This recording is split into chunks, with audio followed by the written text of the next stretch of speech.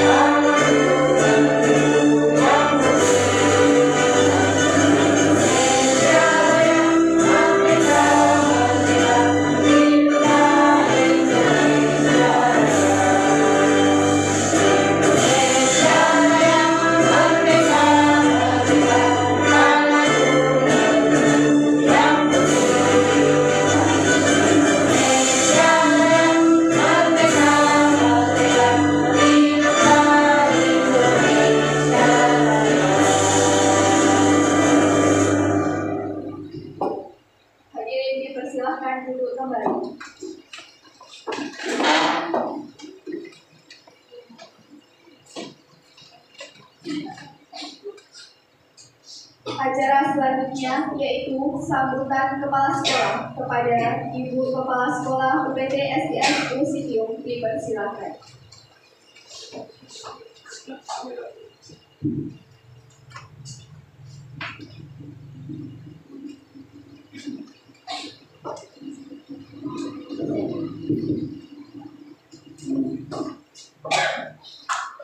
Bismillahirrahmanirrahim. Assalamualaikum warahmatullahi wabarakatuh. Waalaikumsalam. Alhamdulillah, puji syukur marilah sama-sama kita aturkan kehadirat Allah Subhanahu wa taala yang mana atas rahmat dan hidayahnya lah sehingga pada siang hari ini Bapak dan Ibu masih diberi kesehatan, kesempatan untuk bersama-sama berkumpul di ruangan kelas 4 ini dalam rangka mengikuti seminar dari salah satu guru kita, Bapak Andi Pradana Saputra SPD, CGP Angkatan 9, dengan tema budaya positif. Nanti insya Allah sama-sama kita dengarkan presentasi seminar dari beliau. Selawat beserta salam tak lupa pula kita sampaikan kepada junjungan kita, yakni Nabi besar Muhammad Sallallahu Alaihi Wasallam. Allahumma sholli ala Sayyidina Muhammad wa ala ali Sayyidina Muhammad. Yang sama-sama kita hormati narasumber kita yaitu narasumber CGP Angkatan 9, beliau Bapak Andi Pradana Saputra SPD.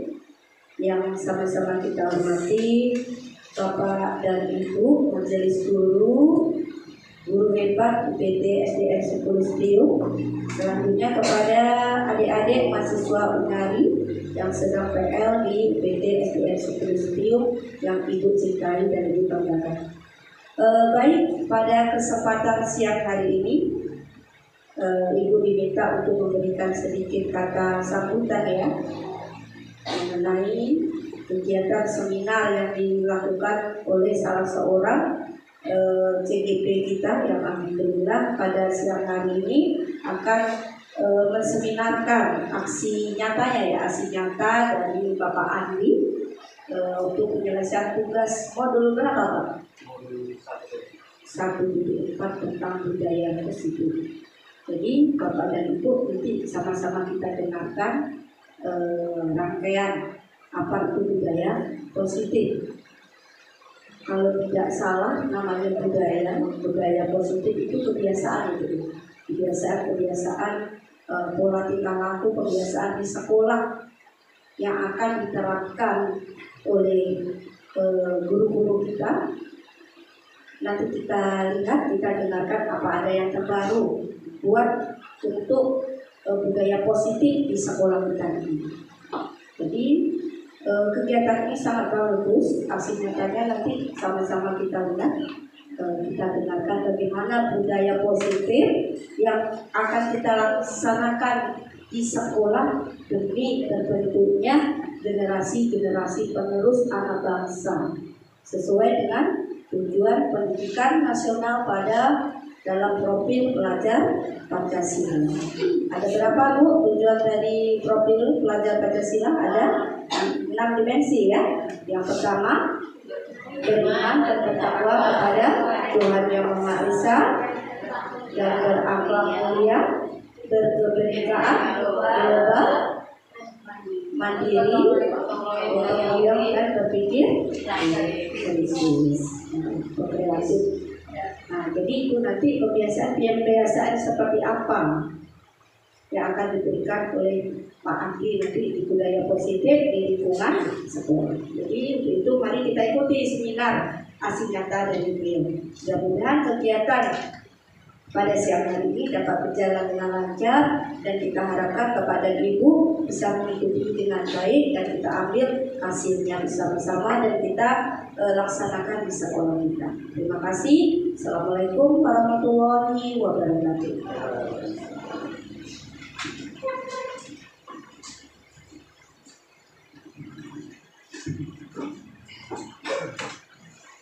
Acara selanjutnya yaitu penyampaian materi oleh Bapak Andi Pradana Saputra SPD kepada Bapak, kami persilahkan.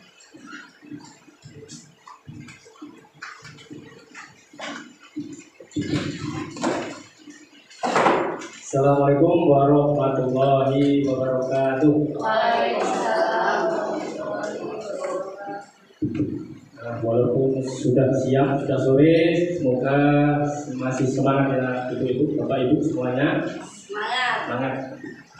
Sebelumnya saya mengucapkan terima kasih kepada rekan-rekan semua dari kepala sekolah, rekan majelis bapak ibu majelis guru dan mahasiswa PPL Undari yang telah bersedia berkolaborasi pada siang hari ini dalam rangka mungkin yang pertama adalah pemenuhan tugas saya sebagai mengikuti pendidikan guru penggerak, di mana di modul 1.4 kami para CGP diwajibkan mengimbaskan apa yang telah diperoleh pada materi 1.4 yaitu terkait budaya positif.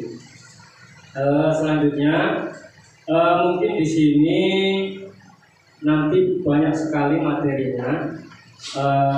Dalam perjalanannya mungkin bisa Bapak Ibu nanti sore-sore dulu untuk kita diskusikan bersama, karena dalam pelaksanaan PGP itu pun kami hanya diberikan modul dan terus dipersilakan berdiskusi sesama CGP lain melalui ruang kolaborasi secara daring. Jadi di sini nanti bersama-sama kita berdiskusi juga. Mungkin dari sudut pandang saya seperti ini, dari sudut pandang rekan-rekan semua juga seperti ada yang lain juga. Mungkin juga semangat juga buat rekan-rekan Bu Pit, Bu Dwi yang mungkin sedang proses menuju pendidikan guru penggerak. Bahwa di sini mungkin awal-awalnya memang terlihat sulit, tapi di sini mungkin saya bisa membuka jalannya, nanti bisa kita berbagi apa yang sudah saya lakukan, apa yang sudah saya buat, nanti kita bisa sharing bersama. Jadi tidak perlu kendor, lanjut saja dulu. Lanjut langsung saja. Di sini materi judul kegiatan hari ini adalah seminar tentang penyebaran pemahaman penerapan pengalaman budaya positif. Materi yang akan saya paparkan di sini ada banyak 8, terutama terkait perubahan paradigma belajar, disiplin positif, nilai-nilai kebajikan, kebutuhan dasar manusia, motivasi perilaku manusia, posisi kontrol guru, keyakinan kelas, dan segitiga restitusi.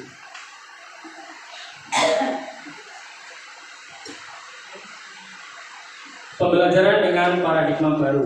Pembelajaran dengan paradigma baru merupakan pembelajaran yang dirancang berdasarkan prinsip pembelajaran berdiferensiasi, sehingga para peserta didik belajar sesuai kebutuhannya berdasarkan tahap perkembangan sesuai teori psikologi modern untuk mewujudkan profil pelajar Pancasila. Nah, ini yang mungkin yang baru di kurikulum Merdeka, yaitu pembelajaran berdiferensiasi. Mungkin rekan-rekan sudah ada yang mempelajarinya di PNM atau di latihan yang lain, tapi di sini kami baru memulainya minggu ini. Jadi nanti saya mungkin belum bisa berbicara banyak tentang pembelajaran berdiferensiasi. Jadi sesuai dengan yang saya sampaikan tadi, materi kita adalah tentang budaya positif. Nah, kita mulai dari yang pertama adalah miskonsepsi tentang teori kontrol. Jadi miskonsepsi tentang teori kontrol ini ada 4, yaitu ilusi guru mengontrol murid, ilusi bahwa semua penguatan positif efektif dan bermanfaat, ilusi bahwa kritik dan membuat rasa bersalah mampu menguatkan karakter, dan ilusi bahwa orang dewasa berhak memaksa. Nah, ini bisa dipraktekkan di sini juga.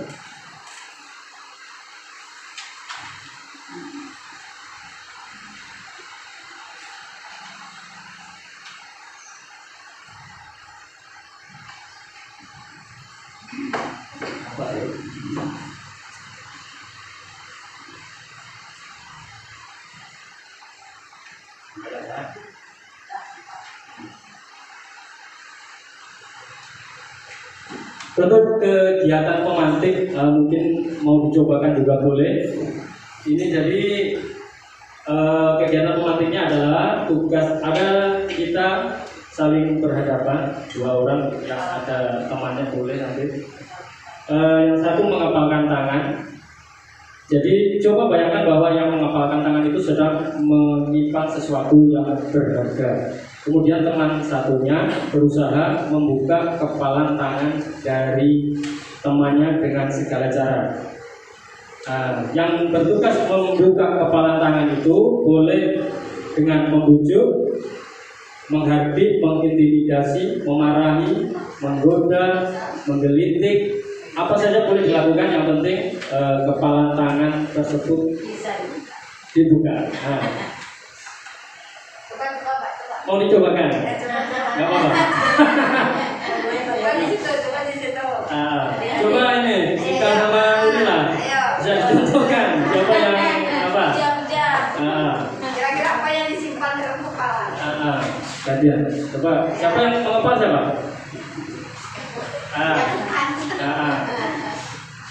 Ika yang ngepal, Nuri yang buka, yang berusaha membuka. Silakan coba. Ada sesuatu yang berharga di sana. Boleh ditendang, silakan. Boleh. Bisa ya? Boleh dipaksa. Oke, terima kasih. Ya, terima kasih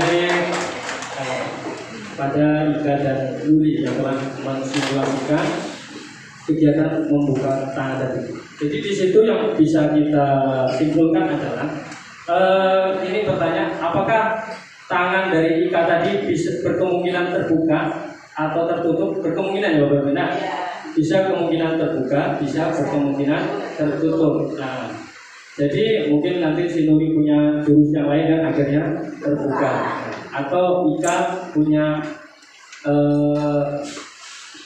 keinginan yang lain, jadi bisa terbuka juga. Di sini pertanyaannya yang nomor 3. Dalam kegiatan tersebut, sesungguhnya siapa yang memegang kendali atau kontrol untuk membuka atau menutup kepalan tangan? Nah, siapa yang memegang kontrol untuk membuka dan menutup kepalan tangan itu? Tentu yang mengepalkan tangan ya Pak ya. Ya. Jadi yang memegang kontrol itu sebenarnya yang memegang kepalan tangan. Jadi ini kaitannya dengan miskonsepsi tadi yang saya sampaikan di awal tadi, bahwa anak itu seperti sedang gitu yang diumpamakan dengan kepalan tangan tadi, dan guru adalah alasan di luar yang memaksa untuk kepalan tangan tadi terbuka. Nah, nanti kita akan lebih memahaminya. Ini ya. Ilusi yang pertama adalah guru merasakan bahwa dia dapat mengontrol muridnya. Padahal pada dasarnya kita dapat memaksa murid untuk membuat sesuatu jika murid tersebut memilih untuk tidak melakukannya. Walaupun tampaknya guru sedang mengontrol perilaku murid, demikian terjadi karena murid sedang mengizinkan dirinya dikontrol. Saat itu bentuk kontrol guru menjadi kebutuhan dasar yang dipilih murid tersebut. Jadi pada suatu kondisi kita merasa bisa mengontrol murid kita, padahal sebenarnya murid kita itu sedang mengizinkan dirinya untuk dikontrol oleh guru. Kemudian yang kedua, ilusi bahwa semua penguatan positif, efektif dan bermanfaat. Ya, jadi kita merasakan bahwa semua penguatan positif itu efektif dan bermanfaat. Maksudnya penguatan positif di sini adalah bentuk-bentuk kontrol segala usaha yang kita lakukan positif. Biasanya sih positif itu adalah pujian, penghargaan, bujuk rayu yang positif, iming-iming yang bagus. Itu kita pikir efektif dan bermanfaat untuk membujuk seseorang atau seorang anak untuk melakukan sesuatu yang diinginkan. Padahal ini adalah hanya suatu ilusi. Nanti akan lebih jelas lagi, kita lewat dulu. Kemudian ada lagi ilusi bahwa kritik dan membuat orang merasa bersalah dapat menguatkan karakter. Nah, ini kalau tadi yang positif, ini yang negatif, bahwa kritikan dan menghakimi orang merasa bersalah dapat menguatkan karakter. Itu adalah sesuatu yang salah, karena di sini menggunakan kritik dan rasa bersalah untuk mengontrol murid menuju pada identitas yang gagal karena dilakukan dengan hal yang negatif. Kemudian ilusi yang terakhir adalah bahwa orang dewasa itu memiliki hak untuk memaksa. Jadi ini yang masih kita percaya saat ini, bahwa orang dewasa memiliki tanggung jawab untuk membuat murid-murid berbuat hal-hal tertentu. Masih abu-abu, kita lanjutkan lagi. Bila kita ingin membuat kemajuan perlahan, sedikit-sedikit, ubahlah sikap atau perilaku Anda. Namun bila kita ingin memperbaiki cara-cara utama kita, maka kita perlu mengubah kerangka acuan kita. Jadi kita mengubah sudut pandang kita seperti ini. Nah, yang selama ini kita lakukan adalah stimulus respon. Jadi kita sekarang dengan sampainya materi ini kepada kita semua, hendaknya kita bisa memahami peran teori kontrol, bahwa sebelumnya kita menganggap bahwa kebutuhan semua manusia itu sama, padahal berbeda. Kemudian semua orang melihat hal yang sama. Nah, padahal setiap orang itu memiliki sudut pandang atau gambaran yang berbeda. Kemudian kita mencoba mengubah orang agar berpandangan sama dengan kita. Itu mungkin mesti sering kita lakukan. Dan padahal menurut teori kontrol, kita berusaha memahami pandangan orang lain tentang dunia. Berarti kita sebenarnya hanya memahami pandangan orang lain tentang sudut pandang dia, bukan kita mengubah sudut pandang, menyamakan sudut pandang kita dengan orang lain. Ya, ini banyak yang nanti bisa, yang saya share di grup tadi, bisa dibaca juga. Lanjut ke di makna disiplin. Nah, ketika mendengar kata disiplin, apa yang terbayang di benak Anda? Nah, yang terlintas biasanya adalah tata tertib, teratur, kepatuhan pada peraturan. Disiplin juga dihubungkan dengan hukuman, padahal itu sungguh berbeda. Bapak pendidikan diajar Dewantara menyampaikan, di mana ada kemerdekaan, disitulah harus ada disiplin yang kuat. Sungguh pun disiplin itu bersifat self disiplin, yaitu kita sendiri yang mewajibkan kita dengan sekeras-kerasnya, tetapi itu sama saja, sebab jikalau kita tidak cakap melakukan self disiplin, wajiblah penguasa lain mendisiplinkan diri kita, dan peraturan demikian itulah harus ada di dalam suasana yang berbeda. Jadi maksud di sini adalah kita membutuhkan motivasi intrinsik atau motivasi yang berasal dari dalam diri kita untuk mendisiplinkan diri kita. Apabila itu tidak ada, tidak bisa dimunculkan motivasi intrinsik itu, maka kita membutuhkan orang di luar kita untuk mendisiplinkan kita.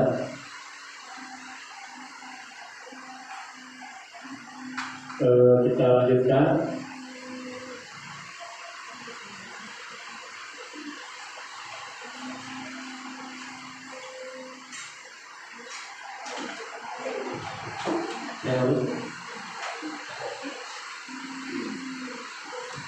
Nilai-nilai kebajikan universal. Nah, ini di huruf penggerak ini ada istilah namanya nilai kebajikan. Kalau dulu sering nonton film Pahlawan Kebajikan, berarti nilai-nilai kebaikan sebenarnya.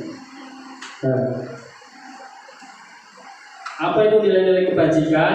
Nah, di sini ada panjang sekali ya. Nilai-nilai kebajikan adalah, nah kita ambil dari sini. Nilai-nilai kebajikan adalah sifat-sifat positif manusia yang merupakan tujuan mulia yang ingin dicapai setiap individu. Nah, jadi nilai-nilai kebajikan adalah sifat-sifat positif manusia yang merupakan tujuan mulia yang ingin dicapai setiap individu. Nah, jadi nanti apa kaitan nilai kebajikan, disiplin positif, teori kontrol, ini baru pemaparannya saja. Kita lanjutkan dulu. Nah, ini merupakan contoh redaksi dari nilai-nilai kebajikan. Yang pertama adalah profil pelajar Pancasila. Nilai-nilai kebajikannya ada 6 yang seperti kita sampaikan tadi, yang disampaikan oleh Ibu Kepala Sekolah, ada 6. Kemudian ada juga nilai-nilai kebajikan dari organisasi lain. Di sini Ibu Primary Years Program, dia memiliki nilai-nilai kebajikan juga. Jadi segini contoh nilai-nilai kebajikannya. nilai-nilai yang positif-positif ya. Jadi lanjut, ini juga ada nilai kebajikan dari organisasi yang lain. Banyak, kita skip dulu. Nah, ini mungkin sebuah kesimpulan perlu saya sampaikan juga. Dalam rangka menciptakan lingkungan yang positif, maka setiap warga sekolah dan pemangku kepentingan perlu saling mendukung, menghayati, menerapkan nilai-nilai kebajikan yang telah disepakati bersama. Untuk dapat menerapkan tujuan mulia tersebut, maka seorang pemimpin pembelajaran perlu berjiwa kepemimpinan sehingga dapat mengembangkan sekolah dengan baik agar terwujud suatu budaya sekolah yang positif sesuai dengan standar kompetensi pengelolaan yang telah ditetapkan. Jadi ini tertuang pada standar pendidikan nasional. Nah, kita lanjutkan dulu. Nah, ini dia. Teori motivasi, hukuman, dan penghargaan serta restitusi. Sedikit berbagi cerita. Mungkin di sini nanti akan banyak sesuatu yang kita rasakan salah selama ini. Nanti di sini baru kita sadari di sini. Mungkin ibu kepala sekolah mungkin sudah mempelajari ini di pendidikan kepala sekolahnya, atau rekan-rekan yang sudah mengintip di PMM ini tanya ada juga ini. Yang pertama kita bahas 3 motivasi perilaku manusia. Jadi motivasi itu adalah yang mendorong seseorang untuk melakukan sesuatu. 3 motivasi perilaku manusia. Yang pertama adalah ini, untuk menghindari ketidaknyamanan atau hukuman. Yang kedua, untuk mendapatkan imbalan atau penghargaan dari orang lain. Dan yang ketiga adalah untuk menjadi orang yang mereka inginkan dan menghargai diri sendiri dengan nilai-nilai yang mereka percaya. Nah, ini kasusnya.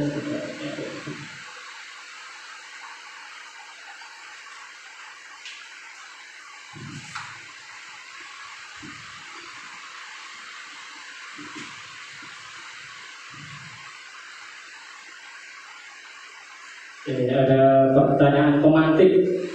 Pernahkah Anda mendapatkan sesuatu untuk mendapatkan senyuman dari orang lain? Apakah untuk mendapat hadiah atau untuk mendapatkan uang? Nah, ini pemantiknya. Alasannya yang tiga tadi, yaitu motivasi manusia itu ada 3. Mana tadi? Apakah untuk mendapatkan imbalan, untuk mendapatkan penghargaan, atau hanya untuk menghindari yang pertama untuk menghindari ketidaknyamanan atau hukuman, jadi dilaksanakan. Yang kedua untuk mendapatkan imbalan atau penghargaan. Yang ketiga, karakter dia ya, untuk menjadi orang yang mereka inginkan atau menghargai diri sendiri dengan nilai-nilai yang mereka percaya.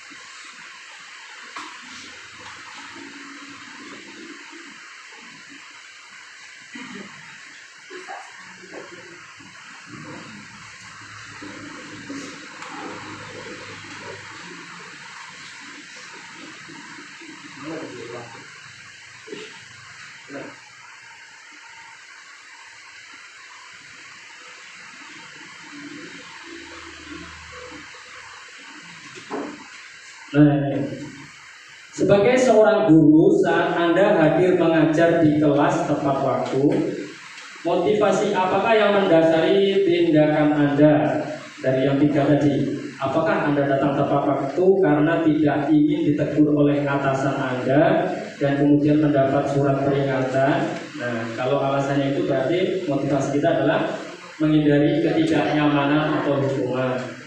Atau Anda ingin mendapatkan pujian dari atasan Anda dan mendapatkan penghargaan sebagai karyawan atau guru berprestasi Nah, kalau ini yang dilakukan berarti motivasinya adalah mendapatkan imbalan atau penghargaan dari orang lain. Yang ketiga, atau Anda ingin menjadi orang yang menghargai waktu, menghargai diri Anda sendiri sebagai teladan bagi murid-murid Anda, karena Anda percaya tindakan Anda sebagai guru akan dicontoh oleh murid-murid Anda. Nah, kalau kita memilih yang ini berarti kita menghargai nilai-nilai diri sendiri. Nah, jadi kita perlu mengetahui 3 motivasi perilaku manusia tadi. Jadi sudah sama-sama kita ketahui 3 motivasi ini. Jadi mungkin nanti kita bisa membaca sifat seseorang dengan ilmu yang ini tadi ya.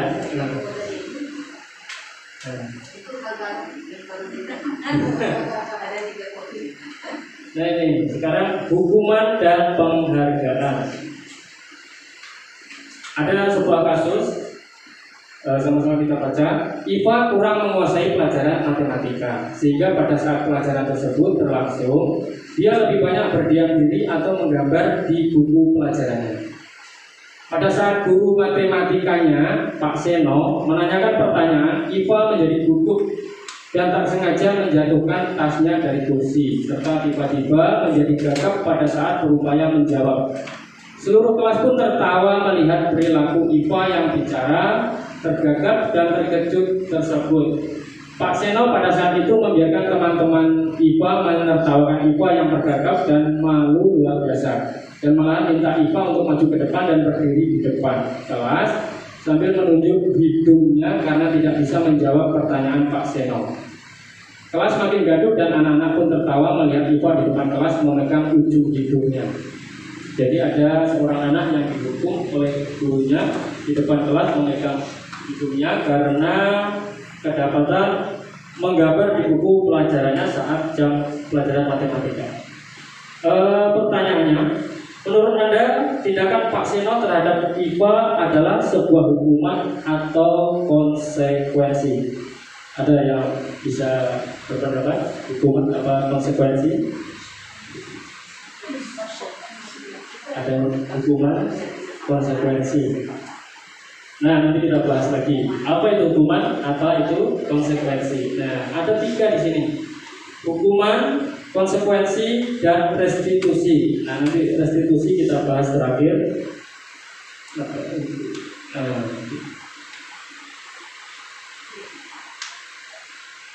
Hukuman, nah itu. Ya. Hukuman itu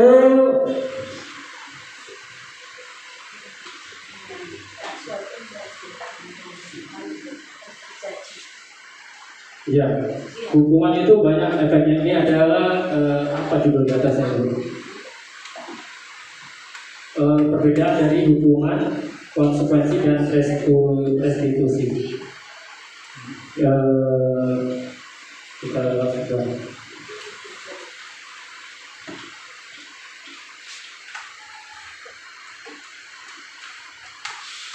Kita kembali lagi ke atas dulu. Jadi seperti yang disampaikan oleh Bu tadi betul ya. Kalau konsekuensi itu sudah disepakati lalu dilanggar. Kalau hukuman biasanya tidak melihat dari kesalahan yang dilakukan. Biasanya tercetus di kejadian itu. Lalu marahnya apa yang teringat oleh gurunya itu diperintahkan ke muridnya. Jadi belum tertulis di buku, entah ada yang telah dirapatkan atau apa ya. Nanti restitusi ada juga jelas. Nah, kita coba, ini ada kasusnya. Sama-sama kita tebak hukuman atau konsekuensi. Mencatat 100 kali di dalam buku kalimat saya tidak akan terlambat lagi karena terlambat ke sekolah. Itu konsekuensi apa hukuman? Konsekuensi. Mencatat 100 kali. Ada yang pernah melakukannya ya? Saya lari mengelilingi lapangan basket 2 kali karena terlambat hadir di sekolah. Siapa hukuman? Kalau konsekuensinya, kalau terlambat nanti Pak Guru akan Berarti sudah sepakati di awal ya. Membersihkan coretan yang dibuatnya di meja tulis. Nah, masuk konsekuensi atau hukuman? Konsekuensi ya. Murid diminta untuk push up 15 kali karena tidak menggunakan masker ke sekolah. Hukuman ya. Menggantikan kertas tugas teman yang telah dicoret-coret. Mengganti kertas tugas teman yang telah dicoret-coret. Konsekuensi. Berjemur di lapangan basket pada pukul 12 siang karena mengobrol dengan teman. Hukuman ya, Bu. Murid diminta bertelanjang kaki sepanjang hari karena tidak menggunakan sepatu warna hitam sesuai peraturan sekolah. Konsekuensi ya, karena sudah ditetapkan di peraturan. Berdiri di depan kelas sambil mengangkat kaki satu karena tidak bisa menjawab pertanyaan. Hukuman. Membersihkan tumpahan air di meja tulis karena tersenggol pada saat belajar. Hukuman ya, karena spontan. Kehilangan 10 menit jam istirahat untuk mengerjakan tugas karena terlambat datang dan tertinggal pelajaran selama 10 menit. Hukuman juga. Jadi dia lebih lama istirahatnya, lebih cepat ya istirahat, lebih lambat istirahat sebelumnya. Ini banyak lagi, kita tinggalkan dulu. Dihukum oleh penghargaan. Ini sama-sama kita renungkan nanti. Saat kita yang mungkin sudah dihilangkan di kurikulum Merdeka itu memberikan hadiah untuk siswa yang juara itu. Saat kita berulang kali menjanjikan hadiah kepada anak-anak agar berperilaku bertanggung jawab, atau kepada seorang murid agar mempelajari sesuatu yang baru, atau kepada seorang karyawan agar melakukan pekerjaan yang berkualitas, kita sedang berasumsi atau berpendapat mereka tidak dapat melakukannya, atau mereka tidak akan memilih untuk melakukannya. Ini pendapat dari siapa? Al-Bukhari.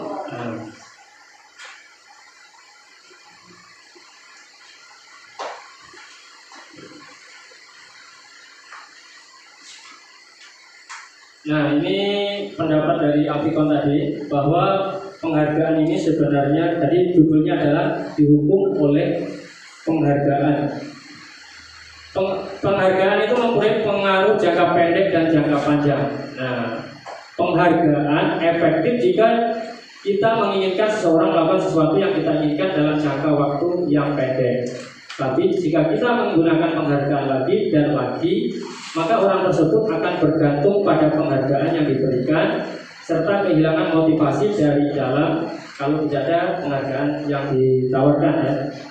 Jika kita mendapatkan penghargaan untuk melakukan sesuatu yang baik, maka selain kita senantiasa berharap mendapat penghargaan tersebut, kita pun menjadi tidak sadar tindakan baik yang telah kita lakukan karena hanya mengharapkan penghargaan.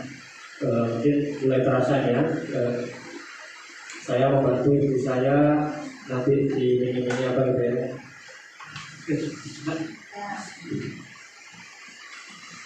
Penghargaan tidak efektif.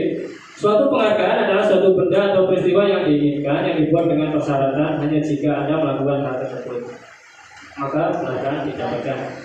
Nah, jika saya mengharapkan suatu penghargaan dan tidak mendapatkannya, maka saya akan kecewa dan berkecil hati, serta kemungkinan lain kali saya tidak akan berusaha sekeras sebelumnya.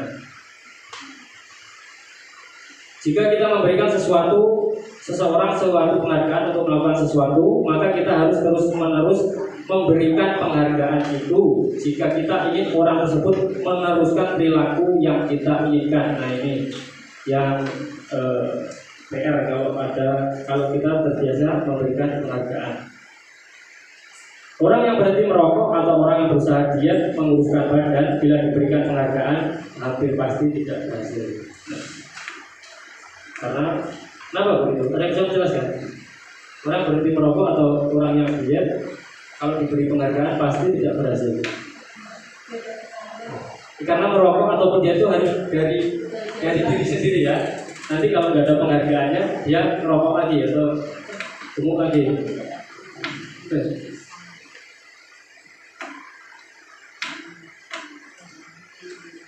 Selanjutnya, penghargaan merusak hubungan. Ketika seorang diberi penghargaan atau dipuji di depan orang banyak, maka yang lain akan merasa iri. Dan sebagian dari mereka akan tidak menyukai anak yang diberikan penghargaan tadi. Nah, ini yang merusak hubungan. Jika seorang guru sering memberikan penghargaan kepada murid-muridnya, besar kemungkinan murid-muridnya tersebut termotivasi hanya untuk menyenangkan gurunya saja. Jadi mereka sebenarnya tidak bersikap jujur kepada guru tersebut. Kemudian, penghargaan menciptakan persaingan di dalam kelas, dan persaingan menciptakan kecemasan. Nah, ini yang terakhir ini yang saya percaya juga. Mereka yang percaya bahwa mereka tidak memiliki kesempatan untuk mendapatkan penghargaan, mereka akan berhenti mencoba. Ya udahlah, kamu saja kan. Yang malas bersaing lagi ya, udah kalah sebelum berperang, karena pasti gagal untuk mendapatkan penghargaan yang dijanjikan oleh guru. Nah, ini banyak sekali, nanti ditengok saja.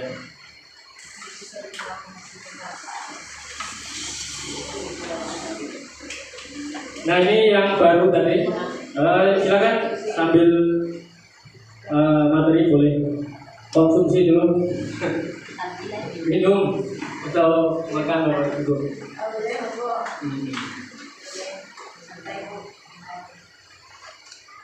Tadi ada hukuman, ada konsekuensi, dan ada restitusi. Nah, restitusi adalah sebuah pendekatan untuk menciptakan disiplin positif. Nah, ini ada pertanyaan-pertanyaan pematik.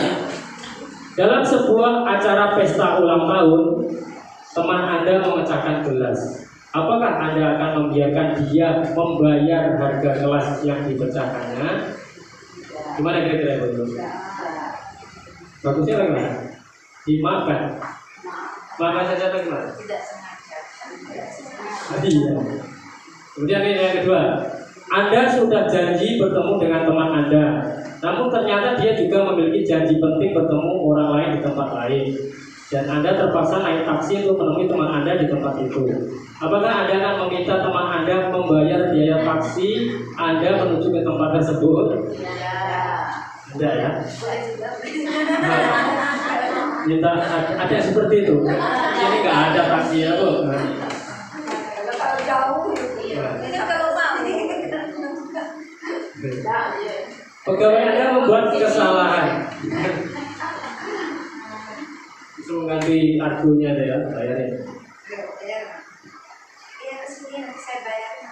Nah, ini pegawai Anda membuat kesalahan yang menyebabkan kerugian finansial pada perusahaan. Pegawai tersebut menawarkan untuk bekerja lembur tanpa bayaran. Nah, ini untuk mengganti kerugian nanti ya. Apakah Anda sebagai pemilik perusahaan akan menerimanya? Iya, Bu.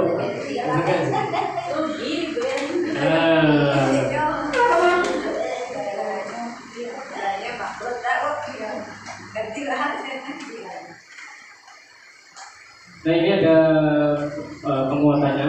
Kebiasaan kita selama ini, bila ada orang yang berlaku salah pada kita, adalah langsung memaafkan, atau bahkan kita melakukan sesuatu yang membuat mereka tidak nyaman atau merasa bersalah atas kesalahannya. Kita cenderung untuk berfokus pada kesalahan daripada mencari cara bagi orang yang melakukan kesalahan tersebut untuk memperbaiki diri.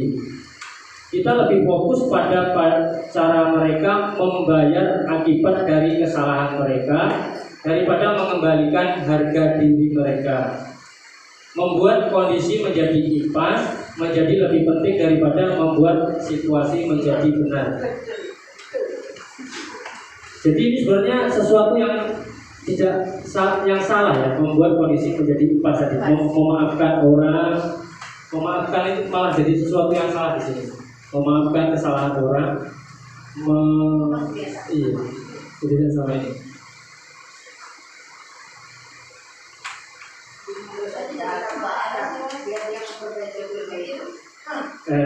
Gimana coba kita cari artikelnya. Biar dicerah. Nah ini tentang restitusi, mungkin ada kaitannya nanti. Restitusi adalah proses menciptakan kondisi bagi murid untuk memperbaiki kesalahan mereka sehingga mereka bisa kembali kepada kelompok mereka dengan karakter yang lebih kuat. Restitusi namanya. Bagaimana prakteknya nanti ada.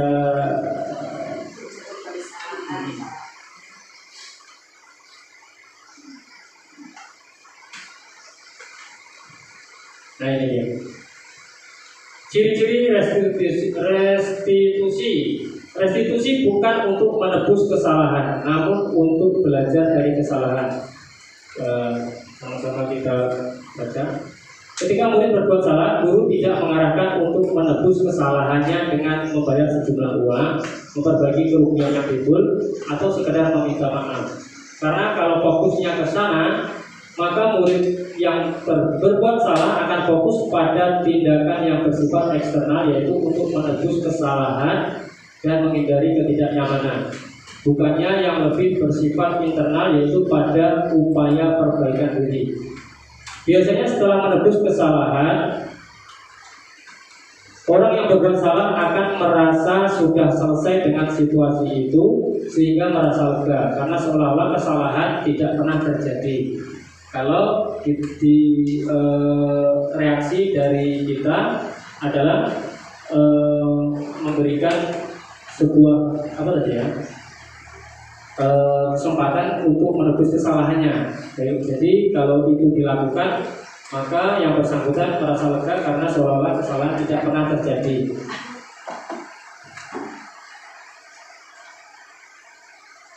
Nah, kondisi ini sebenarnya akan berdampak jangka panjang karena konfliknya akan tetap ada. Menebus kesalahan itu tidak salah, namun biasanya tidak membuat kita menjadi pribadi yang lebih kuat. Wah, ini dalam sekali, dalam prakteknya mungkin agak sulit juga ya itu. Pendekatan restitusi sebenarnya juga berhubungan dengan usaha untuk menebus kesalahan, tetapi sebaiknya merupakan inisiatif dari murid yang melakukan kesalahan. Nah ini yang perlu digarisbawahi. Restitusi itu juga berhubungan dengan menebus kesalahan, tetapi caranya adalah inisiatif dari murid yang melakukan kesalahan. Proses pemulihan akan terjadi bila ada keinginan dari murid yang berbuat salah untuk melakukan sesuatu yang menunjukkan rasa penyesalannya. Fokusnya tidak hanya pada mengurangi kerugian pada korban, tetapi juga bagaimana menjadi orang yang lebih baik dan melakukan hal baik pada orang lain dengan kebaikan yang ada dalam diri kita.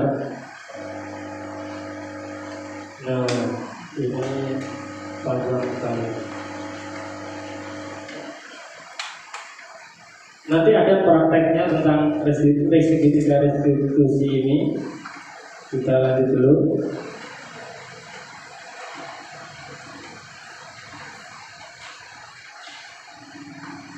Tentang nilai-nilai kebajikan. Saya lupa PowerPoint saya. Itu tengok di PDF apa dulu? Lupa PowerPoint-nya. Itu dia. Nilai-nilai kebajikan. Kita tinggalkan dulu terkait tentang apa tadi? Hukuman, konsekuensi dan restitusi. Nanti di akhir mungkin akan lebih jelas perbedaan dari yang tiga tadi.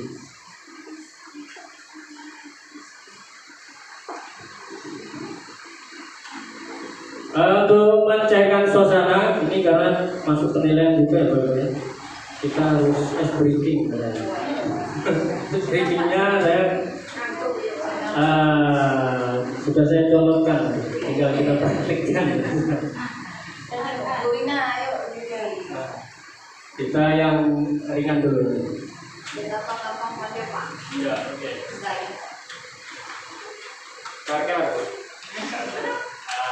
Ini yang sudah sering kita lakukan saja.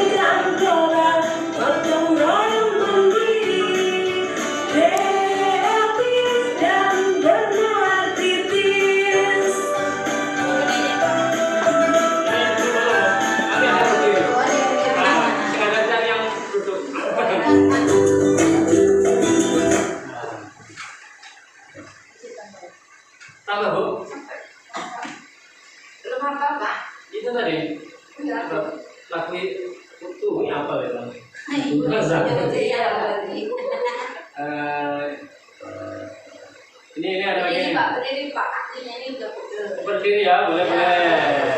Bisa pakai. Berdiri biar semangat. Kalau kelihatan cepat juga, waktunya udah habis. Materinya belum selesai. Itu aja tuh Pak yang putar-putar itu apa itu? Ini ya. Itu.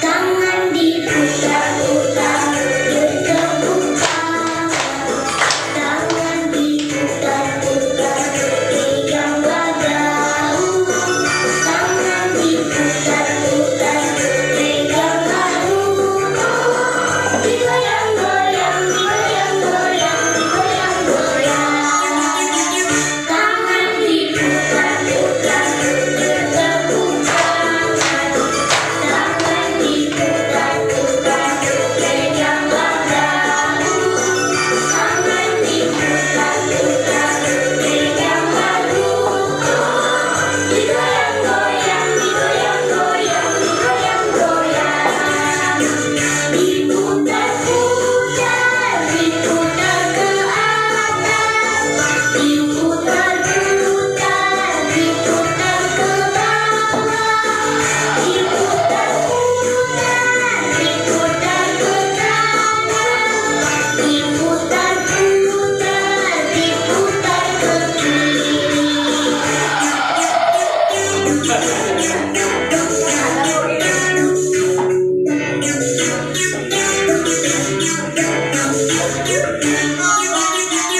Tangan diputar-putar bertepuk tangan diputar-putar pegang bahu, tangan diputar-putar pegang bahu, digoyang-goyang, digoyang-goyang, digoyang-goyang, tangan diputar-putar bertepuk tangan diputar-putar pegang bahu, tangan diputar-putar pegang bahu, digoyang-goyang, digoyang-goyang, digoyang-goyang, diputar-putar, diputar ke atas, diputar-putar, diputar ke bawah,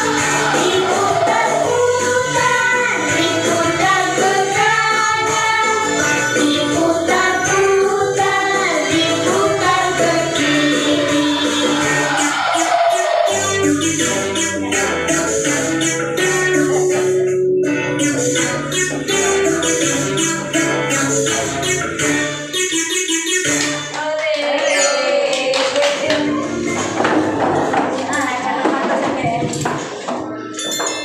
Udah lemes ya?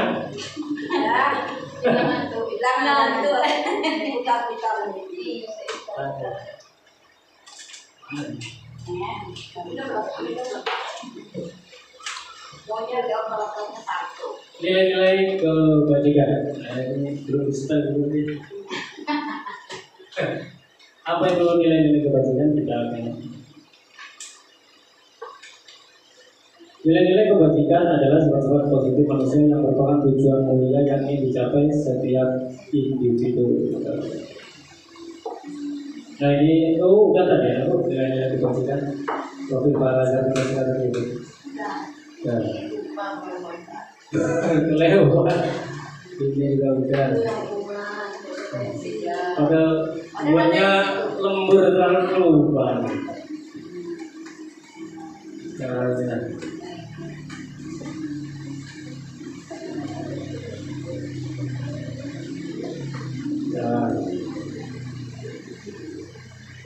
keyakinan kelas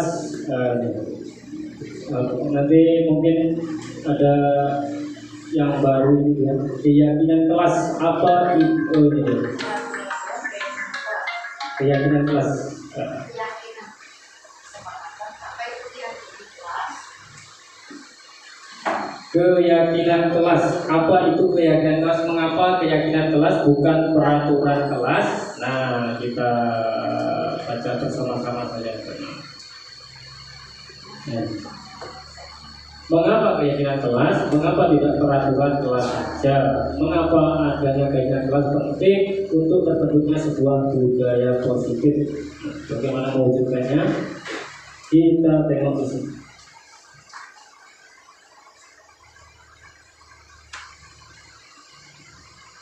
Terus lewat.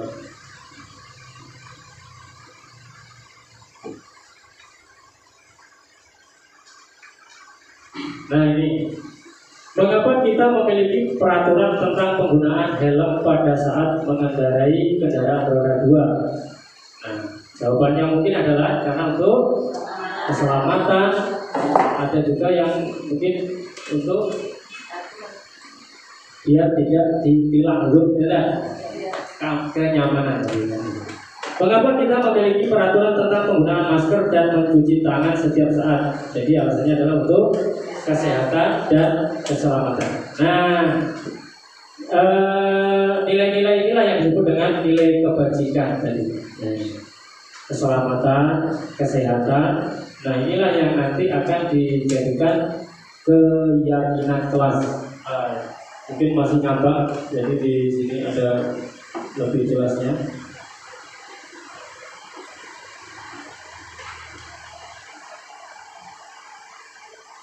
Ada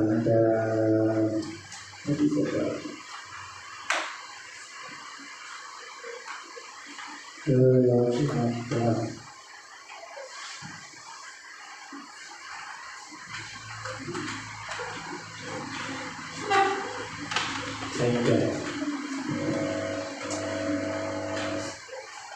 Nah ini ada contoh peraturan dan ada nilai kebajikan yang dituju. Ketika peraturannya berbunyi, kembalikan barang ke tempatnya. Kira-kira nilai kebajikan apa yang dituju dari peraturan tersebut?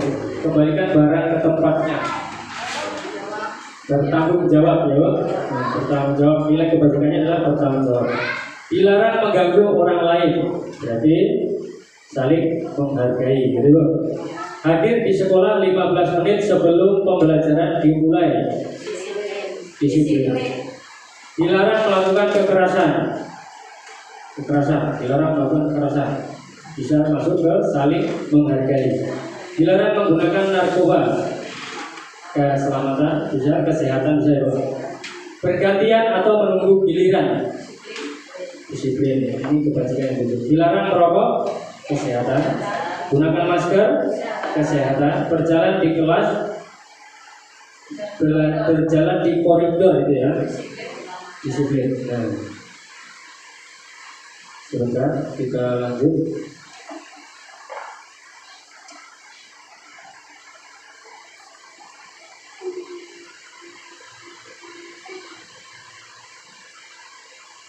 Tahapannya tadi seperti ini ya. Jadi memang ini dalam pembentukan keyakinan kelas tadi yang untuk kalau mau dipraktekkan di setiap kelas, berarti Bapak Ibu bersama murid berdiskusi tentang peraturan yang akan disepakati. Jadi peraturan ini mungkin peraturan kelas mungkin sudah ada ya, tata tertib disepakati. Setelah disepakati, kemudian peraturan tersebut dicatat, kemudian mana tadi?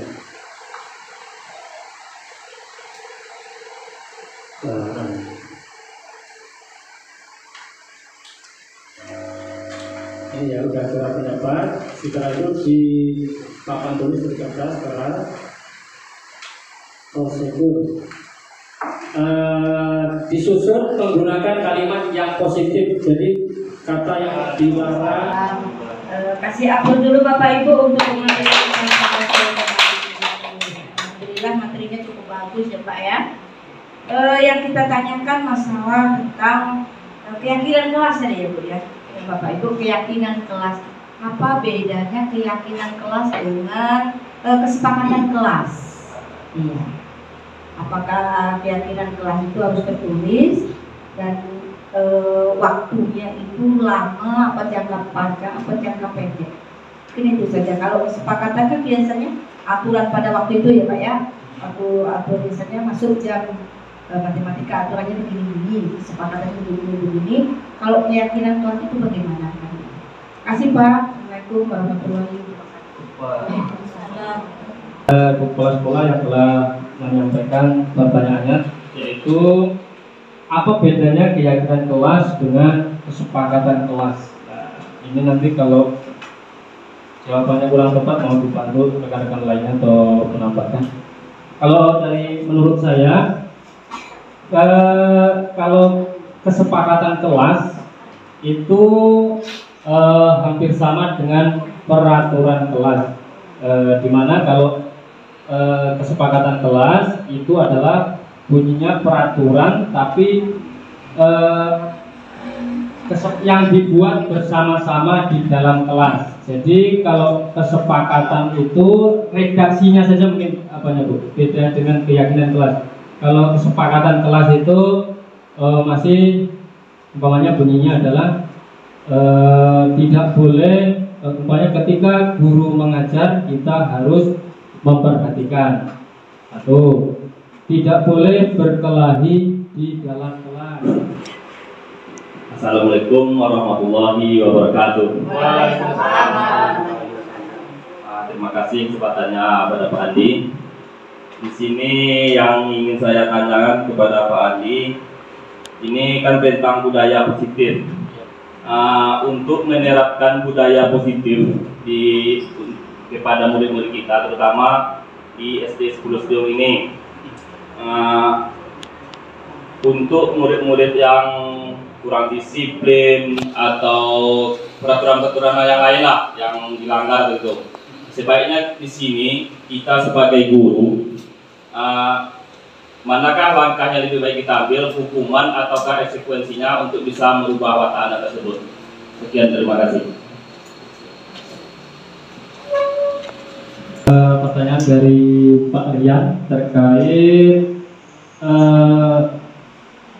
cara bagaimana menerapkan budaya positif di SDN 10 Sibiung dalam menghadapi tingkah laku anak kita yang mungkin saat ini kita rasakan, mungkin dirasakan di semua sekolah ya.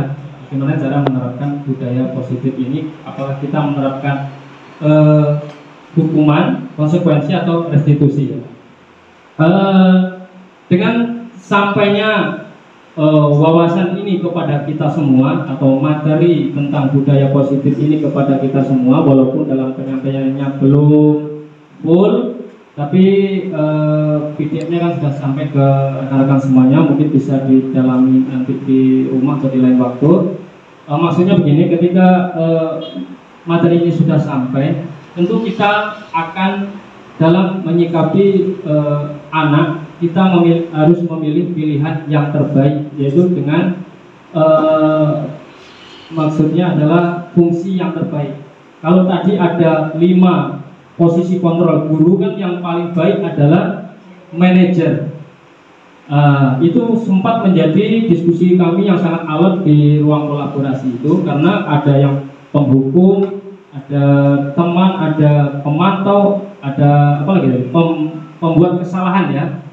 Kalau semua guru berperan sebagai manajer, itu seperti kata teman-teman di diskusi itu, sepertinya tidak akan efektif, karena murid sekarang itu tidak seperti murid zaman dahulu kan seperti itu.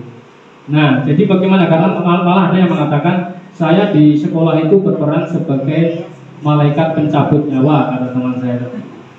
Jadi mereka berbagi tugas, memang kan ada yang antagonis, ada yang protagonis, ada yang tukang elus-elus, ada yang guru favorit, ada yang guru ditakuti, kan ada yang memerankan di sekolah seperti itu. Nah, mungkin dalam pelaksanaannya kita bisa menguji coba, maksudnya kita laksanakan dulu pilihan terbaiknya.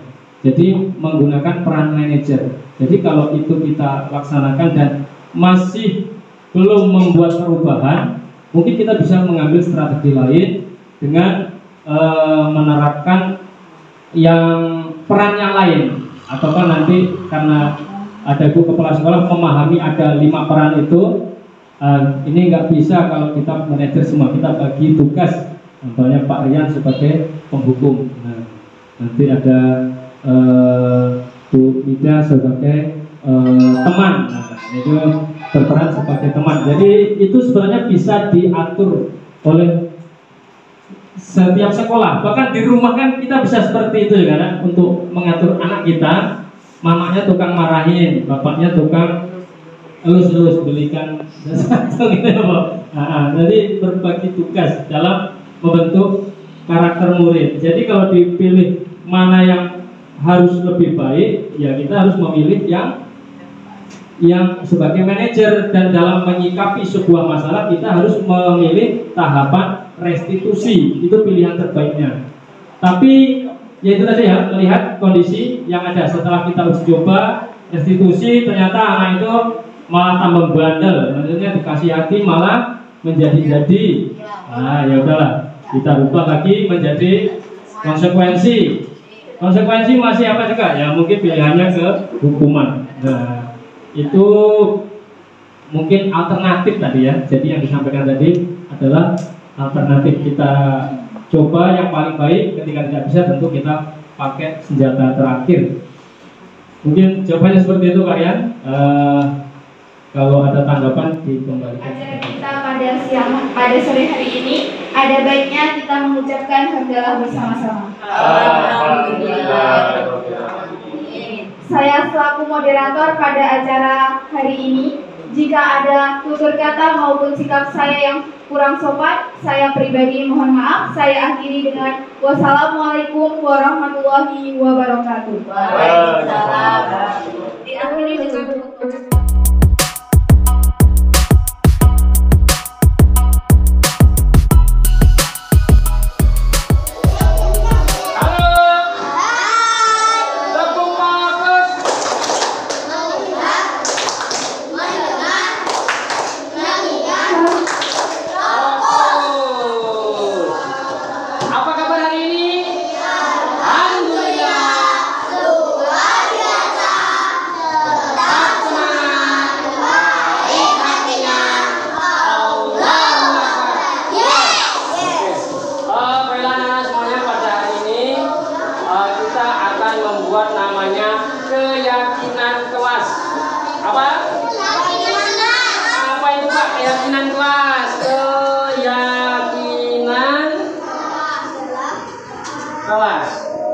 keyakinan kelas. Apakah sama dengan peraturan kelas? Nah, mirip-mirip dikit. Nanti kamu akan tahu. Nah, sebelum membuat keyakinan kelas, kita harus membuat namanya peraturan kelas. Dan kita sudah punya peraturan kelas kita atau tata tertib kita yang kita buat kemarin di awal semester. Ada berapa? 9. Coba Zaki maju depan, coba Zaki bacakan tata tertib atau peraturan kelas kita 1 sampai 9. Keras. Berada di yang pertama, berada di dalam kelas setelah masuk berdiri. Yang kedua, berdoa bersama sebelum dan sesudah belajar. 3, izin kepada guru ketika meninggalkan kelas. 4, menghargai dan memperhatikan penjelasan guru. 5, tidak membuat keributan di kelas. 6, menjaga kebersihan dan kerapian kelas. 7, berpakaian seragam sesuai jadwal, rapi dan bersih. 8, tidak merusak aset barang-barang di kelas. 9, piket kelas sesuai jadwal ketika pulang dan pagi hari. Oke, terima kasih. Mungkin yang tidak terdengar, Bapak bacakan. Nomor 1, berada di dalam kelas setelah bel masuk berbunyi, tidak ada yang keluar. Yang kedua, berdoa bersama sebelum dan sesudah belajar. Yang ketiga, izin kepada guru ketika meninggalkan kelas atau mau masuk kelas. Yang keempat, menghargai dan memperhatikan penjelasan guru. Yang kelima, tidak membuat keributan di kelas. Yang keenam, menjaga kebersihan dan kerapian kelas. bersih dan rapi.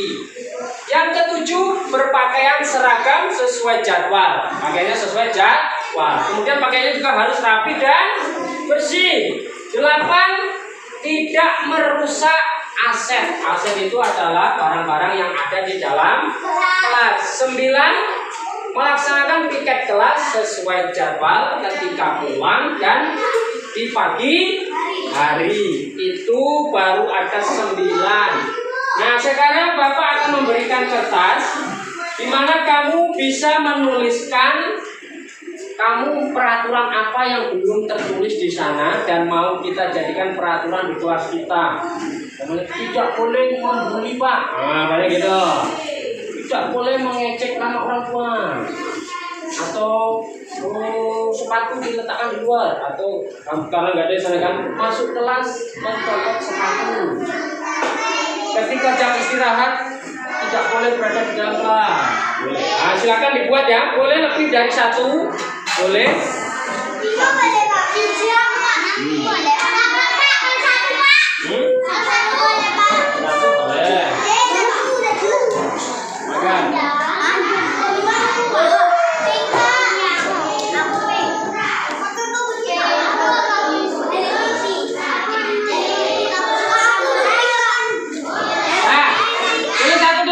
Satu kertas, 1 peraturan. Kalau dia mau nulis 2, nanti minta kertasnya lagi sama Pak Andi. Boleh kamu. 1 saja boleh, kalau mau lebih nanti kasih kertas yang baru. Salah, baliknya. Ya. Apa sudah? Masa nyontek peraturan. Dah. Boleh apa ya? Dah. Satu dah. Udah sini tambah yang sudah. Ambil lagi. Tidak boleh ngecek Pak. Boleh. Ya. Sini nanti kamu tempel ya. Kamu tempelkan di yang warna putih itu. Sembarang. Kamu dah. Kamu ambil lagi. Saya ambil sini.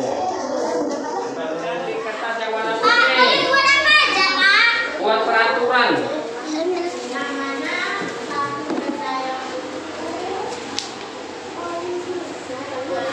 Nah. 1 aja Kak.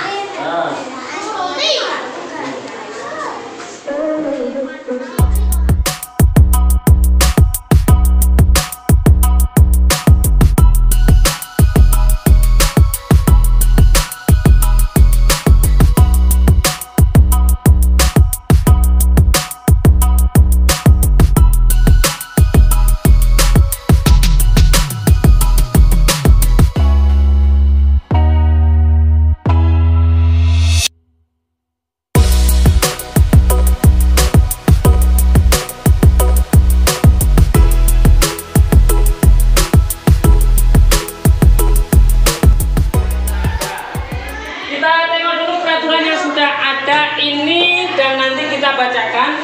Kita harus merubahnya ke kalimat positif. Kalimat positif itu artinya menghilangkan kata tidak, jangan, dan dilarang. Tidak, jangan, dan dilarang. Kita ganti, umpamanya yang ini. Berada di dalam kelas setelah masuk bunyi sudah ada. Berdoa sebelum, berdoa bersama nggak ada. Mana yang ada kata tidak, ada kata tidaknya di sini? Nomor 5 apa? Tidak membuat keributan di kelas. Berarti kita rubah menjadi apa? Kalau kita hilangkan tidaknya, nah dirubah lagi menjadi kalimat yang baik. Bagaimana? Masa membuat keributan di kelas? Berarti menjaga menjaga ketenangan kelas ya. Boleh. Mana lagi yang ada kata tidaknya? Tidak merusak aset barang-barang di kelas, berarti diganti menjaga,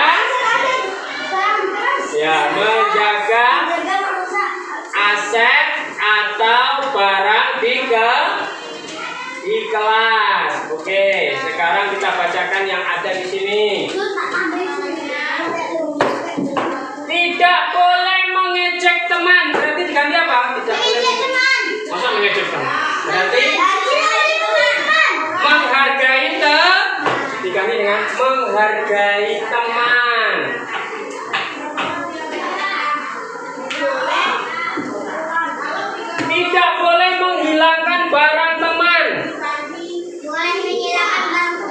Berarti masih sama dengan ini tadi ya, menjaga aset atau barang di kelas masih sama. Nanti kasih tanda sedemikian juga. Tidak boleh menyakiti teman kita. Berarti masih ini menghargai teman. Tidak boleh merusak barang teman, sama masih yang ini. Tidak boleh mengejek nama orang tua, masih dengan menghargai teman. Tidak boleh mengejek nama orang tua lagi, masih menghargai teman. Tidak boleh membuli teman, menghargai teman. Membuang sampah ke tempat sampah, betul. Ya, ini oke. Terima kasih bintang. Baru. Tidak membuli teman, masih menghargai teman. Meminjam barang orang harus dikembalikan. Oh. Masih bintang dulu. Tidak boleh menyontek. Diganti dengan apa? Tidak boleh menyontek itu. Boleh menyontek masa? Tidak boleh menyontek berarti diganti dengan tidak boleh tidak pakai jangan dilarang. Berarti kalau tidak boleh menyontek diganti dengan mengerjakan tugas secara mandiri mengerjakan tugas, ya kan?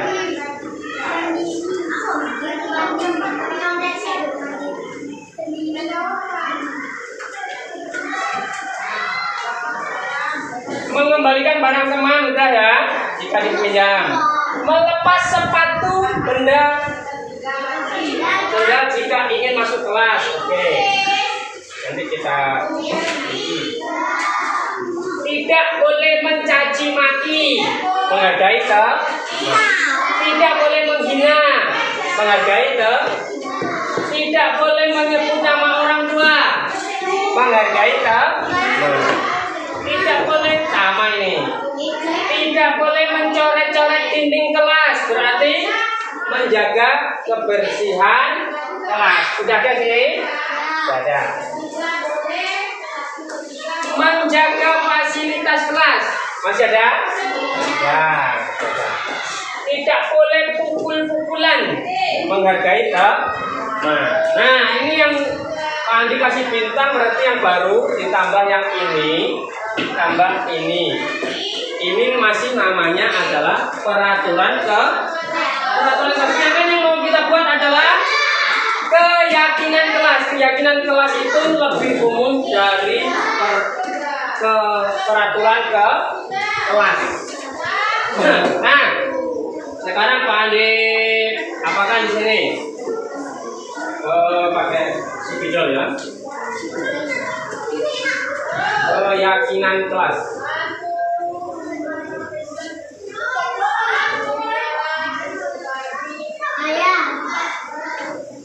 Dengan kelas 4 UPT 10 Citiun akan disebutnya.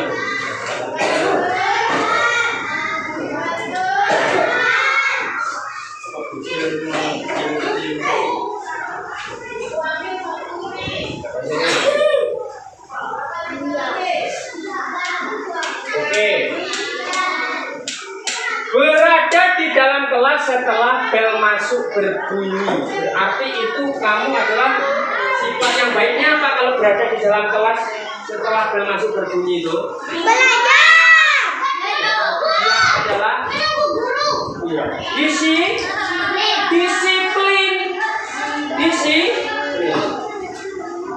Kayaknya nggak, saya anak yang disiplin loh. Kami anak yang disiplin.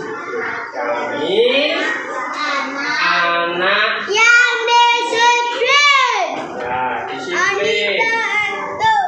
Mengapa disiplin? Kalau bel sudah berbunyi, tunggu gurunya di dalam kelas, tidak menunggu di luar kelas. Yang kedua, berdoa bersama sebelum dan sesudah belajar. Berarti berhubungan dengan Tuhan. Kami anak yang boleh kan? Pada Allah Bang. Kami anak beriman. Beriman dan tetap Bang. Rajin beribadah gitu ya. Kami anak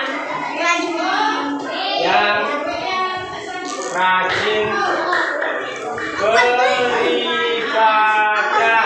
Oke. Yang ketiga, izin kepada guru ketika meninggalkan kelas. Sudah masuk disiplin. Izin ya. Oke. Menghargai dan memperhatikan penjelasan guru. Berarti apa itu? Menghargai. Saling menghargai. Kami anak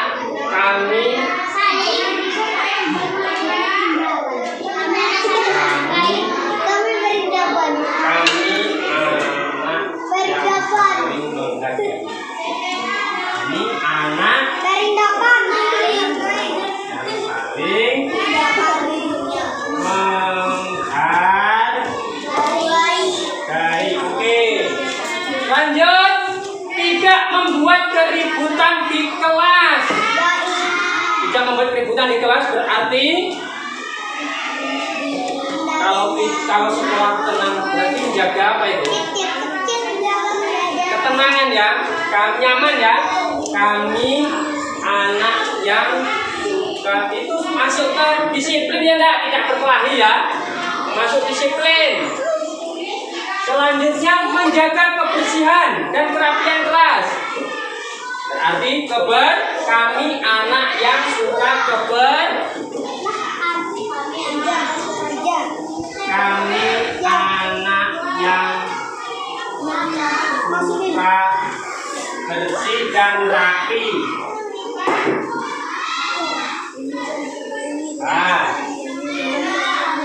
Tidak merusak aset barang-barang di kelas. Berarti masuk kemana? Kami anak bertanggung jawab ya. Berarti kami anak yang bertanggung jawab. Piket kelas sesuai jadwal. Disiplin. Menjaga ketenangan kelas. Disiplin. Menjaga aset. Bertanggung jawab. Menghargai teman. Sudah ada? Saling menghargai. Mandiri mengerjakan tugas. Berarti masuk apa? Kami anak yang mandiri, tambahin ya. Kami anak dan mandi sendiri. Mandiri. Oke, dan sudah berapa? 1, 2, 3, 4, 5, 6. Kita tengok yang Pak dikasih bintang ke mana? Membuang sampah ke tempat sampah. Berarti cinta bersih dan rapi. Mengembalikan barang teman jika meminjamnya. Bertanggung jawab. Ada. Melepas sepatu jika ingin masuk kelas. Berarti supaya apa sepatunya dilepas? Berarti sudah bersih dan rapi. Meminjam barang harus dikembalikan. Bertanggung jawab. Habis. Berarti inilah keyakinan kelas kita. Ada berapa Zaki? 6. Coba Juna dibacakan yang pertama apa? Kami anak yang disiplin. Disiplin waktu, disiplin piket, seragam. Jana. Coba yang kedua Ainun. Kami anak yang rajin beribadah. Di sekolah ibadahnya apa saja? Sholat apa? Surut, sholat duha, terus berdoa sebelum belajar dan sesudah belajar. Coba Agim yang ketiga.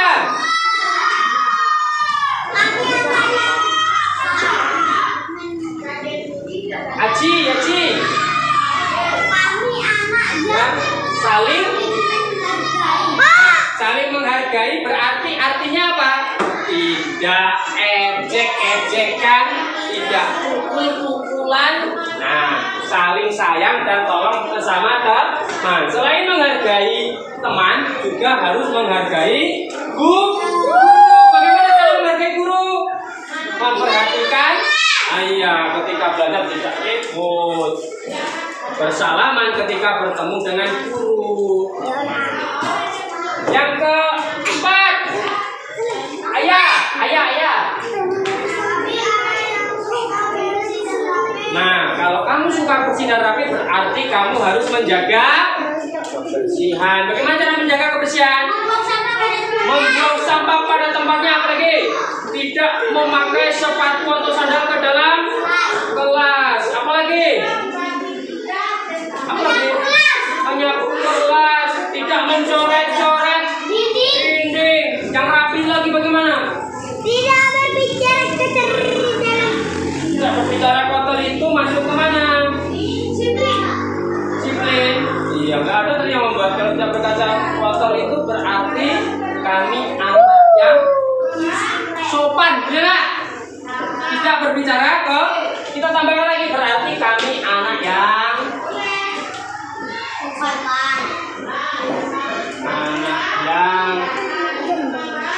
sopan.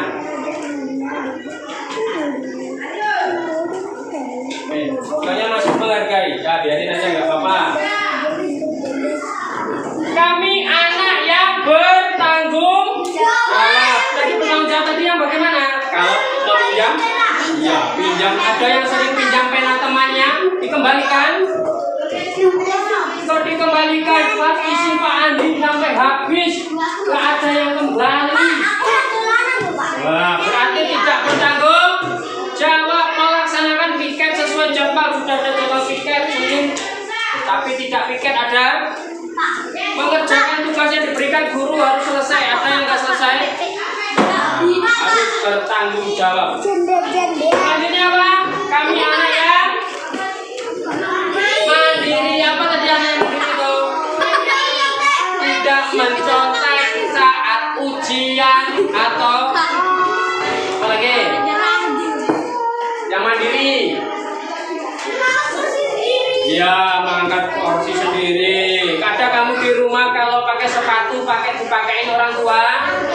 Sarapan disuapin mamanya, kalau nggak disuapin. Agib disuapin mamanya, Mas ya. Mandi dimandiin, dibukain. Apa sempat juga mandiri. Anak yang sopan berarti apa kalau sopan? Tidak berkata kok. Sama adik-adiknya, adik-adikmu itu di sekolah kelas berapa? 3, 2, sama adik harus saling menyayang. Kalau sesama kelas 4 saling kelas sama kakaknya kelas berapa? 5, 6 saling menghormati. Oke, jadi ini sudah kita sepakati ada 1, 2, 3, 4, 5, 6, 7. Nah, sekarang tugas kamu adalah menandatangani keyakinan kelas yang sudah kita buat bersama.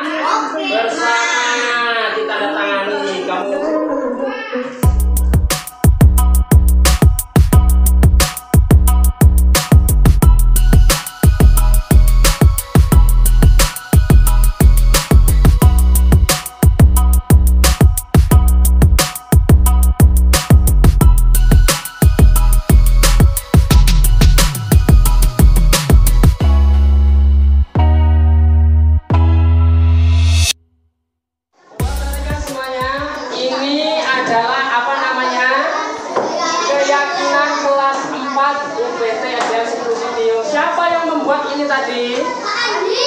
Bersama siapa? Bersama siswa kelas berapa? Nah, ini sudah kita buat bersama-sama. Berarti harus kita laksanakan bersama-sama. Nanti kalau ada kamu yang berkata kotor, berarti kamu sudah melanggar keyakinan mana yang dilanggar? Tidak sopan, tidak menghargai. Karena kamu sini sudah tanda tangan semuanya, berarti sudah sepakat kita mempunyai keyakinan kelas yang ini. Oke? Nah, jadi oke, terima kasih. Mungkin ini saja untuk keyakinan kelas. Nanti akan Bapak tempel di dinding kelas supaya tidak lupa. Nah, gimana kita tempel?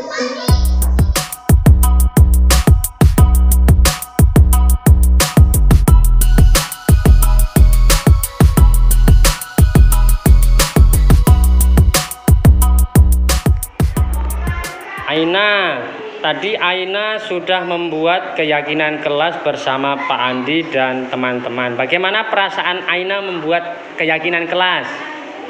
Senang. Senang. Mengapa senang Aina membuat keyakinan kelas? Karena agar bisa disiplin. Agar bisa disiplin. Oke. Terima kasih Aina. Halo Zaki. Halo Pak Andi. Tadi sudah membuat keyakinan kelas bersama Pak Andi dan teman-teman. Bagaimana perasaannya? Senang. Iya, senang. Mengapa kok senang? Kenapa? Kenapa senang Zaki? Suka dan bersih deh. Suka bersih dan? Rapi. Oh, Zaki suka kelasnya bersih dan rapi. Iya, oke. Terima kasih Zaki. Halo Fahri. Halo Pak Andi. Tadi sudah membuat keyakinan kelas bersama teman-teman dan Pak Andi. Bagaimana perasaannya? Senang. Senang juga. Mengapa senang? Karena saya suka anak yang sopan. Anak yang sopan. Kamu suka kalau semuanya sopan? Suka. Oke lah ya. Terima kasih Fahri.